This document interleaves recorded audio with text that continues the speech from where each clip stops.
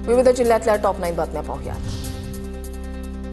कराड नगरपालिकेच्या स्वीकृत नगरसेवकपदी नरेंद्र लिबे, जयंत काका पाटील आणि भाजपचे सुहास जगताप यांची बिनविरोध निवड नगराध्यक्ष राजेंद्र सिंह यादव यांनी केलं अभिनंदन। जिल्हा परिषद आणि पंचायत समितीच्या आगामी निवडणुकीची मतमोजणी माढ्यातच करण्याची मागणी नगराध्यक्षा मीना साठेंचा प्रशासनाच्या निर्णयाला कडाडून विरोध, रस्त्यावर उतरण्याचा इशारा।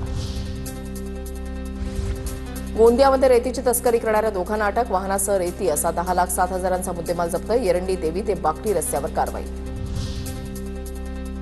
नाशिकच्या सिन्नरमध्ये जमिनीच्या वादातून सख्या भावावर हल्ला, भावाला कारखाली चिरडून मारण्याचा प्रयत्न, कारनं धडकल्यानंतर भावाला दगडांनी मारलं, पोलिसांकडून मुख्य आरोपीला अटक।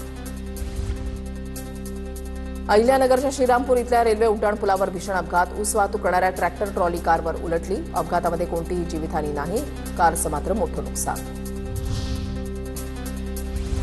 धुळे जिल्ह्यामध्ये एटीएम चोरांचा धुमाकूळ सुरूच, शिरपूर शहरामध्ये चोरांचा पाठलाग करत असताना पिकअप वाहन सोडून चोर केळीच्या शेतामध्ये पळाले, नागरिकांच्या प्रसंगवधानतेमुळे एटीएम चोरी थोडक्यात बचावली। वाशिम जिल्ह्यामध्ये मागेल त्याला सौर कृषी पंप योजनेला शेतकऱ्यांचा मोठा प्रतिसाद, आतापर्यंत 11,722 शेतकऱ्यांनी सौर कृषी पंपासाठी अर्ज दाखल केले। वाशिम जिल्ह्यामध्ये कपाशीच्या दरामध्ये क्विंटल मागे तब्बल 1,000 रुपयांची वाढ, हंगामाच्या सुरुवातीला 6,500 ते 7,000 दरम्यान असलेले दर 8,100 रुपयापर्यंत पोहोचले।